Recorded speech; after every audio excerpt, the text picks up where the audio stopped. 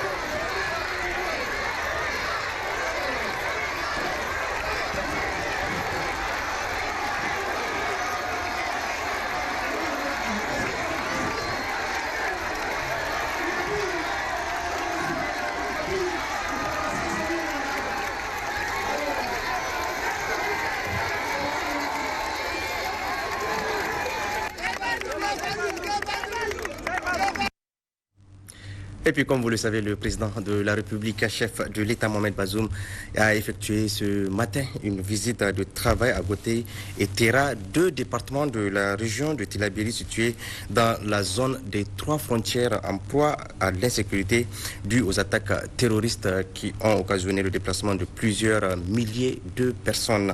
Le chef de l'État est allé informer ces dernières du plan de retour volontaire et sécurisé qui sera bientôt mis en œuvre. Le point avec Gérard Abdelaziz, Mohamed Adamou et Ousmane Sane Abdou. Le président de la République, Mohamed Bazoum, poursuit sa tournée des régions vulnérables de la zone des 3 frontières sur le territoire nigérien. Ainsi, après Lanzuru, Torodi et Maklondi, le chef de l'État était ce matin d'abord l'hôte des populations de Gotei qui lui ont réservé un accueil empreint de chaleur. dans ce département. Le président de la République s'est rendu au village de Garbaïkourou qui accueille 1136 déplacés, majoritairement des femmes et des enfants qui ont fui les menaces terroristes. À ce niveau, le chef de l'État a écouté les doléances des chefs traditionnels à travers leurs représentants et du maire, puis les témoignages des populations déplacées avant de livrer le message dont il est porteur, message relatif au plan de retour volontaire des déplacés, mais un plan sécurisé.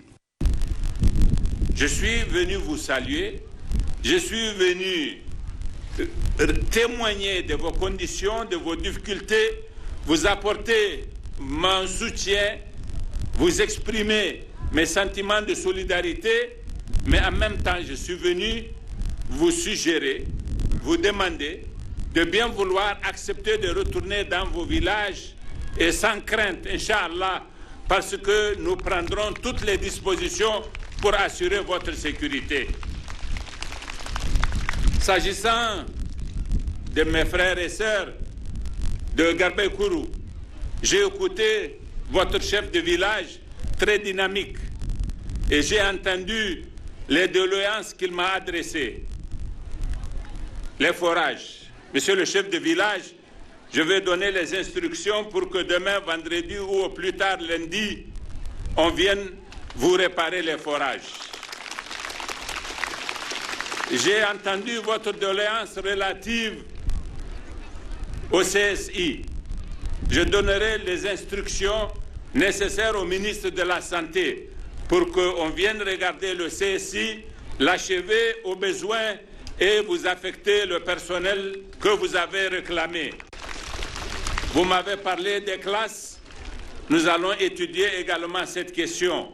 Et s'agissant du site des déplacés, notre ambition n'est pas de l'aménager pour que les déplacés restent et durent ici. Non, notre ambition est plutôt de les ramener. Au lieu de l'aménager, nous allons plutôt aménager les villages pour que les populations y retournent et mènent leurs activités. Je sais que le département de Gotei a d'autres doléances au-delà du village de Garbaïkourou. Ce sont des questions dont nous nous occuperons et dont nous nous occupons tous les jours. Ce voyage, je l'ai dédié davantage aux populations déplacées que je suis venu soutenir. Je suis heureux de savoir qu'elles sont heureuses que nous venions, que nous leur témoignions notre solidarité. En tout cas, leur porte-parole nous l'a exprimé.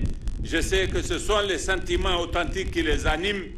Et nous aussi, de notre côté, je voudrais, mes chers frères et sœurs de la Sirba, que vous soyez assurés. Nous allons prendre en charge tout ce qui s'impose pour assurer votre sécurité, assurer votre retour de façon décente, vous prendre en charge pendant la période de soudure et faire en sorte que vous vous livriez à vos activités économiques en rapport avec la saison de pluie et que vous soyez autonome comme vous l'avez toujours été, que vous soyez libre comme vous l'avez toujours été, parce que notre devoir, c'est d'assurer votre liberté contre l'asservissement qui est prévu par cette bande de terroristes qui n'ont aucun autre projet sinon que de détruire la société. Deuxième étape de ce déplacement du chef de l'État d'Argol, localité située également dans le département de Gotei. Ici, les populations déplacées sont estimées à 4472 personnes. Là également, le président de la République a écouté le cri de cœur des populations à travers le maire et les représentants des déplacés avant de faire passer le même message et de répondre aux doléances qui lui ont été adressées. Vous avez soulevé un certain nombre de problèmes, et notamment le problème de l'eau. C'est un problème bien connu dans cette zone qui est une zone de socle où, en effet, l'eau n'est pas disponible en dessous du sol. La solution que nous avons trouvée, vous le savez, j'en ai fait état à l'occasion même de mon élection, c'est de traiter l'eau du fleuve à partir de Gotei, mettre en place une usine de traitement d'eau et tirer l'eau, l'amener jusqu'à Terra et desservir l'ensemble des villages qui sont sur la route. Nous avons aussi amélioré ce projet en prévoyant de faire la même chose le long de la Sirba et desservir tous les villages de la Sirba également. Ce projet, il est avancé. Nous avons acquis les financements nécessaires. L'étude est en train d'être finalisée et le projet de construction déjà de l'usine va commencer. Le projet de construction des moyens par lesquels l'eau va être acheminée aussi sont en train d'être conçus. Et je pense que d'ici quelques années, cette détresse de l'eau sera un mauvais souvenir pour vous parce qu'on l'aura réglé. Et c'est de façon conséquente, définitive et structurelle qu'il nous faut régler ça. Pour le même exercice, le chef de l'État s'est enfin rendu à Terra. Selon le maire de la dite commune, les déplacés se chiffrent à plus de 13 000 âmes qui bénéficient de l'hospitalité des habitants de la ville et de la prise en charge d'organisations humanitaires et de l'appui de l'État. Ces déplacés, à travers leurs délégués, ont eu droit à la parole pour témoigner de la situation dans laquelle ils se trouvent aujourd'hui. C'est après que le président de la République a pris la parole pour adresser son même message relatif au plan de retour volontaire et sécurisé de ces déplacés. À Terra, Mohamed Bazoum ne pouvait pas ne pas évoquer l'événement douloureux du 27 novembre dernier. Vous vous souvenez, à l'occasion du passage d'un convoi militaire français ici, il y a eu des manifestations qui ont donné lieu à des échauffourées qui ont occasionné le décès de 3 jeunes gens de Terra. C'est l'occasion pour moi, en venant ici, de présenter mes condoléances les plus attristées aux familles de ces jeunes. J'ai une pensée pour l'un des jeunes qui a été blessé, qui est encore malade, même s'il va mieux. Et j'ai donné depuis longtemps les instructions au ministre de la Santé pour qu'il soit évacué, soit en France, soit en Turquie, soit ailleurs, et qu'il soit pris en charge et bien traité, et qu'il ne reste pas de séquelles de la situation difficile qu'il vit aujourd'hui. Vous avez vu ce que nous avons pu faire avec le gouvernement français. Nous avons mené les enquêtes qu'il faut. Nous avons tiré les conclusions de part et d'autre qu'il faut. Et j'ai pensé que j'ai, en plus de tout ce que je peux entreprendre sur ce dossier-là, le devoir de dédommager les parents des victimes, que ce soit les blessés ou que ce soit, à plus forte raison, les morts.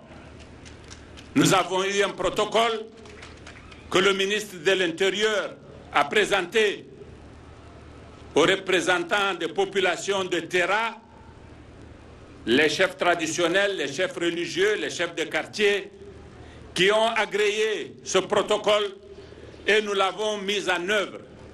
Je voudrais remercier ces autorités traditionnelles et les populations de Terra d'avoir fait preuve d'ouverture d'esprit et d'avoir agréé ce protocole. Nous avons ici pensé assumer un devoir. Nous l'avons fait avec une conscience tranquille et nous n'en sommes pas peu fiers, je peux vous le dire. Le reste, on verra. Mais je voudrais, chère population de Terra, relever un fait que je ne saurais occulter. Le convoi militaire français, il était passé 31 fois ici, sans anicroche. Pourquoi la 32e fois devait poser un problème? Qu'est-ce que les enfants? Je suis sûr que tous qui m'ont applaudi ce matin étaient ce jour-là là-bas. Tous ces enfants-là, ils sont innocents. Qu'est-ce qu'ils savent de ce qui est à la base de ce qui leur est arrivé? Rien absolument. Il y a eu des gens adultes, plus grands, qui ont d'autres calculs, qui ont d'autres visées, qui peut-être estiment qu'ils sont contents, qu'ils ont atteint leur objectif. Mais les populations de Terra, elles ont perdu leurs enfants sont handicapés, d'autres ont été blessés et ont failli mourir. Elles n'ont rien eu dans cette affaire-là. Donc, je voudrais que vous fassiez attention, que vous gardiez vos enfants et que vous ne les laissiez aller faire que des choses auxquelles ces enfants-là comprennent un tant soit peu de sens. Et vous aussi, protégez vos enfants. Ne les laissez pas être instrumentalisés par des gens que vous ne verrez jamais. Ceux qui sont à la base de cela, l'enfant d'aucun d'entre eux n'est mort. L'enfant d'aucun d'entre eux n'est blessé parce qu'ils ne sont pas à Terra tout simplement. Ils ont agi à travers les réseaux sociaux, ils ont eu des répondants irresponsables ici. Ça me paraît important et je me devais de vous le dire. Il faut noter que le président de la République, chef suprême des armées, n'a pas manqué, comme il a l'habitude de le faire en pareilles circonstances, de rendre un vibrant hommage au FDS et de les encourager à persévérer. À Terra, c'est à travers les héros du poste avancé de Petelkoli, victimes d'attaques répétées, que le chef de l'État Mohamed Bazoum l'a fait. Aux éléments qui sont tombés sur le champ d'honneur à ces occasions, il leur a souhaité un repos éternel. Comme vous venez de le suivre, le chef de l'État, Mohamed Bazoum, était ce jour l'hôte des populations de Gotei et de Terra, proches de la zone des 3 frontières en proie à des exactions perpétrées par des terroristes. Ce déplacement faisant suite à ceux de Baroua, Gobi, Gabi, Anzuru, Torodi et Maklondi constitue un acte courageux et décisif de la lutte contre ces forces du mal qui font déplacer de nombreuses populations. Le commentaire de Mousséaya. Certes, aucune portion du territoire nigérien n'est occupée par une quelconque force ou organisation terroriste depuis le début de la crise sécuritaire au Sahel. Mais le président de la République, Mohamed Bazoum, ne pouvait pas se satisfaire de cela, sachant qu'à l'est, à l'ouest et même au sud du pays, des milliers de nos compatriotes ont dû se déplacer loin de leur terroir, fuyant les exactions des terroristes qui trompent souvent la vigilance de nos forces de défense et de sécurité pour s'en prendre lâchement aux civils avant de se retirer dans des bases établies loin de nos frontières. C'est pourquoi, sans attendre que la communauté internationale s'organise pour l'accompagner, dès juillet 2021, c'est-à-dire 3 mois seulement après son investiture, le chef de l'État, chef suprême des armées, qui a fait de la sécurité sa priorité afin de consolider les acquis importants de la dernière décennie et avancer, a opté pour une nouvelle tactique de contact consistant à se porter physiquement et personnellement auprès des populations victimes de ce phénomène afin de les entretenir sur les efforts déployés par l'État pour inverser la tendance au plan militaire, donc de les rassurer quant au dénouement prochain de la crise, mais aussi d'échanger avec elles sur les autres problèmes de tous ordres dont les solutions ne peuvent pas attendre et enfin étudier là où cela est nécessaire la possibilité du retour des personnes déplacées. Nous n'avons pas amené les populations de Baroua pour les y confiner et considérer que c'est ça l'objectif que nous devrions atteindre. Notre objectif, c'est, en ramenant les populations, de leur permettre de s'adonner à leurs activités économiques. Et les champs, ils ne sont pas dans le village, ils sont hors du village. Le lac n'est pas dans le village, pour la pêche, il est hors du village. Notre devoir, c'est de faire en sorte que le lac soit fréquentable, qu'il n'y ait pas par conséquent des positions de terroristes dans le lac, de nature à empêcher cette activité-là. Un mois après que je me suis adressé aux camarades de DIFA, aujourd'hui devant vous, pour m'adresser à vous, en vous disant que je salue le travail que vous faites. Je viens de Gabi. Les populations que j'ai rencontrées ce matin m'ont exprimé toute l'admiration qu'elles ont pour le travail que vous y effectuez. Je suis venu, par conséquent, pour vous exprimer la solidarité de tous les Nigériens, vous apporter le soutien de l'État, vous dire que nous avons conscience de la situation spéciale, très difficile que vous vivez.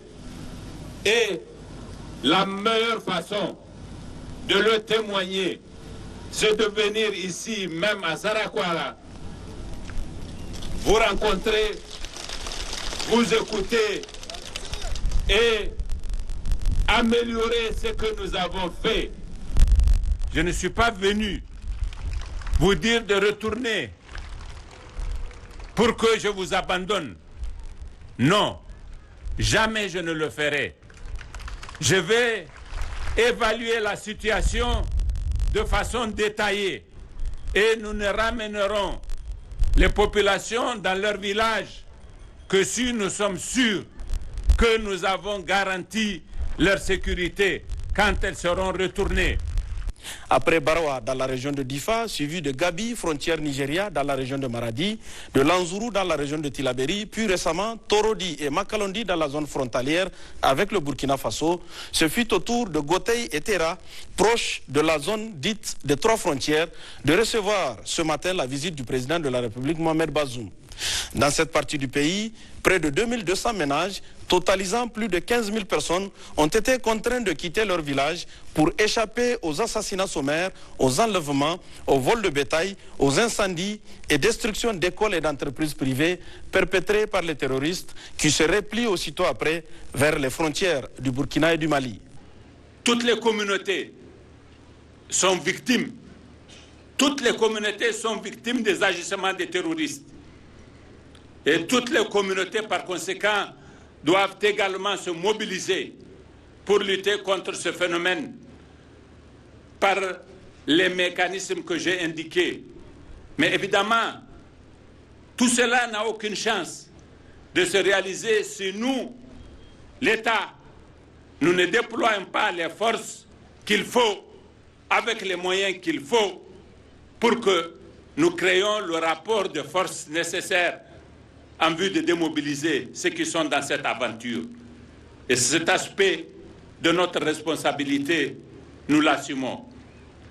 Comme lors des précédentes étapes, le président Bazoum est allé porter le message de compassion et de solidarité de la nation entière et donner de l'espoir dès lors que d'importants investissements sont consentis pour améliorer les ressources humaines et matérielles des forces militaires qui engrangent déjà des résultats plus qu'encourageants, singulièrement dans le cadre bilatéral avec le Burkina Faso pour le compte de l'opération Tanli ou la coalition internationale avec les autres partenaires. Ces efforts de l'État du Niger vont crescendo et promettent d'aller au-delà de l'embellie déjà perceptible grâce à la réception récente de 6 drones Bayraktar TB2, une partie du matériel de pointe acheté auprès de la Turquie, pays qui assure aussi la formation des ressources humaines. Ces assurances, justifiées par les résultats opérationnels obtenus, ainsi que l'élan de bienveillance du président de la République Mohamed Bazoum et de toute la nation, sont bien perçues par les populations de toutes ces localités visitées et leurs dirigeants. En 11 mois, de juillet 2021 à juin 2022, le président Bazoum s'est déplacé sur plus de 5200 km de Barawa à Tera, en passant par Gabi, Lanzuru, Torodi, Makalondi et Gotei, pour repousser les lignes de la terreur et galvaniser et rassurer les populations ayant perdu tout espoir de retour au bercail. Cette courageuse initiative fait école dans la sous-région, notamment au Nigeria, où le gouverneur de l'État de Borno, professeur Babagana Oumar Azouloum, qui a beaucoup travaillé avec le chef de l'État, tente de lui emboîter le pas en visitant les déplacés de son État fédéré et en prônant lui aussi le retour dans leur milieu naturel. Si tous les pays concernés par la crise sécuritaire au Sahel pouvaient adopter la même démarche, ils confineraient alors les terroristes dans des retranchements où il serait plus facile de les exterminer grâce à des actions conjuguées. Ce qui est sûr, au vu de la tendance, le Sahel finira par vaincre ce mal qui plombe le développement économique de nos pays. Merci Moussaya pour ce commentaire. Suite de cette édition avec la poursuite des travaux en séance plénière de la première session ordinaire au titre de l'année 2022, dite session des lois de l'Assemblée nationale sous la présidence du 5e vice-président Oumarou Yahya. Un seul point inscrit à l'ordre du jour de ce jeudi 9 juin 2022, examen et vote du projet de loi déterminant les principes fondamentaux de la santé et de l'hygiène publique. À la demande de la Commission des affaires sociales social et culturel. L'examen du dit texte est reporté à une date ultérieure. Les travaux en séance plénière reprendront demain 10 juin 2022 à partir de 9h avec pour ordre du jour examen et vote de 3 projets de loi portant loi de ratification. À Maradi, cérémonie des obsèques du chef de canton de Mayaï à la personne de Feu Gado Sabo. Il est décédé à l'âge de 94 ans après plus de 71 ans de règne. C'était en présence du premier vice-président de l'Assemblée nationale, du gouverneur de la région et de ses proches. Le point avec Hankaro Hassan et Issoufou Suleiman. Né en 1928 à Adam Amaria, à environ 15 km au nord de Meyi, et intronisé chef de canton de Meyi le 20 avril 1951, Gado Sabo a été rappelé à Dieu ce mardi 7 juin 2022 après 71 ans et 2 mois de règne. Il a été inhumé dans son palais en présence du gouverneur de la région de Maradi, Aboubakar Chebou, du premier vice-président de l'Assemblée nationale, l'honorable Kallan Hangourou, du sultan du Gobir Abdou Bala Marafa et de tous les chefs de canton et de groupes Mapel et Touareg de la région, des frères et fils du défunt et de plusieurs personnalités qui ont effectué le déplacement pour rendre un dernier hommage à l'illustre disparu. À 94 ans, Feu Gado Sabo est une figure emblématique qui disparaît, laissant un grand vide, comme en témoigne l'honorable Mohamed Sani Maroussa Kaura de Kachina, chef de canton de Gazawa. Le sentiment, c'est des sentiments de remords, de regret, parce que nous avons perdu de grandes figures. Le chef du canton de Meyi, vraiment c'est une figure emblématique. Parce que sur le plan national, sur le plan régional et sur le plan sous-régional, en tout cas Meyi a laissé des traces. Et des traces qui sont indélébiles, et des traces qui sont aussi très solides, et des traces aussi qui font l'unité. Et au niveau de la section, ça on n'a pas de porte. C'est pratiquement, si on veut, le père même en tout cas, pratiquement de notre association, parce qu'il fait partie des anciens avec 71 ans de règne, je pense que ce n'est pas donné à n'importe qui. Après les prières de plusieurs oulémas, le gouverneur de la région de Maradi, Aboubakar Chebou, a présenté à la famille du défunt les condoléances du président de la République, El Hadji Bazoum Mohamed, du premier ministre Oumoudou Mahamadou et de l'ensemble du gouvernement. Enfin, de son vivant, Gado Sabo fut vétérinaire et parlementaire à l'Assemblée nationale du Niger jusqu'en avril 1974. Que la terre lui soit légère, Amin. Dernier aspect de cette édition avec l'ouverture à Niamey des consultations intergouvernementales entre le Niger et l'Allemagne. Consultations qui portent sur la coopération au développement, notamment les priorités gouvernementales et l'optimisation de l'engagement des deux parties. Le point avec Jocelyne Amoussou et Léolé Aya. Rencontre d'échanges francs, tenant compte des priorités de chacun. Les consultations intergouvernementales entre la République du Niger et la République fédérale d'Allemagne s'ouvrent sous de bons auspices. Nous avons suivi avec un grand intérêt les propos tenus par le président de la République, M. Bazoum, lors de sa rencontre avec le chancelier allemand, M. Olaf Scholz, dans lequel il réaffirme très clairement l'éducation de la jeune fille comme un des objectifs primordiaux de son gouvernement. Nous partageons cette priorité du gouvernement nigérien que nous avons d'ores et déjà pris en considération en amont par l'ouverture prochaine d'un nouveau programme axé sur la promotion de l'éducation de la jeune fille. Le secrétaire général du ministère des Affaires étrangères et de la coopération définit d'autres axes de cette coopération. Désormais, les priorités de la coopération allemande au Niger porteront sur les thèmes suivants: paix et cohésion sociétale, qui prend en compte l'ancien pôle prioritaire sur la bonne gouvernance et la décentralisation, auquel vient s'ajouter la construction de la paix et la prévention des crises. Et le second pôle, qui est intitulé Un seul monde sans fin, qui prend en compte l'ancien pôle prioritaire sur la sécurité alimentaire et l'agriculture productive, auquel est adjoint la protection des sols. Je me dois de souligner qu'en plus de ces deux pôles prioritaires, la République fédérale d'Allemagne finance à travers la KfW et la GIZ certains programmes hors priorité dans les secteurs de la santé ou productive, l'éducation primaire, la migration, l'emploi, le développement en général. 5 heures d'échange où les réformes engagées par le Niger, les priorités et besoins actuels ont été exposés. À la fin, les deux parties sortent satisfaites. Le Niger, c'est un pays avec une démocratie qui marche. On considère ça comme un pays très important dans la région. Il me reste de vous remercier pour cet échange ouvert et très fructueux. Je dois vous dire que je me réjouis particulièrement de la parfaite convergence de vues qui s'est dégagée dans l'appréciation des contextes et des défis et également quant à la définition des priorités, en tout cas concernant, qui sont en tout cas conformes aux orientations données par les plus hautes autorités de notre pays. Ces consultations bilatérales mettent surtout en exergue la solidité et le dynamisme des relations de coopération entre le Niger et l'Allemagne. Pour preuve, le programme de coopération 2022-2026, financé par le gouvernement allemand à hauteur de 109,79 millions d'euros, soit plus de 45 milliards de francs CFA. Voilà, mesdames et messieurs, c'est ici que se referme cette édition et le programme de la télévision nationale. Merci à vous de nous avoir suivis. Je vous souhaite de passer une excellente nuit. Au revoir.